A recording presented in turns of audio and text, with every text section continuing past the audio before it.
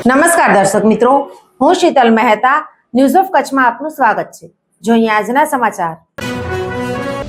કરાર આધારિત નોકરી કરતા કર્મચારી નિયમિત સરકારી નોકરીની બરાબરી કરી ન શકે, સુપ્રીમ કોર્ટે જણાવ્યું। કરાર આધારિત કર્મચારીઓ માટે અત્યંત મહત્વનો ચુકાદો સુપ્રીમ કોર્ટ તરફથી આપવામાં આવ્યો છે। સર્વોચ્ચ અદાલતે સ્પષ્ટ કરી દીધું છે કે કોઈ પણ એજન્સીના માધ્યમથી કરાર આધારિત નોકરી મેળવનાર કર્મચારી સરકારી મહેકમ કે એકમોના નિયમિત કર્મચારીઓ સમાન હકનો દાવો કરી શકે નહીં।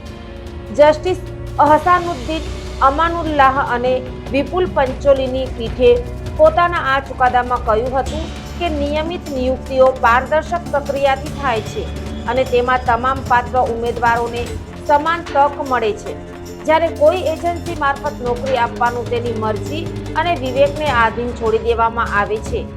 તેથી કાયદા હેઠળ બંને શ્રેણી સદંતર અલગ બની જાય છે। આ સાથે જ શીર્ષ કોર્ટે 2018માં આંધ્રપ્રદેશ હાઈકોર્ટ તરફથી આપવામાં આવેલો એક ચુકાદો રદ કરી નાખવામાં આવ્યો હતો।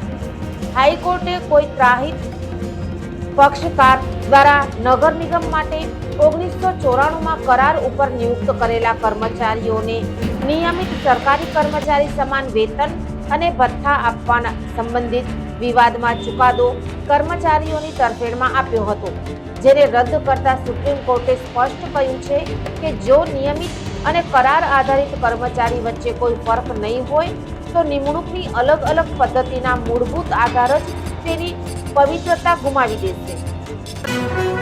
દર્શક મિત્રો, આજે તારીખ 15 જાન્યુઆરી 2026 આ હતા આજના સમાચાર।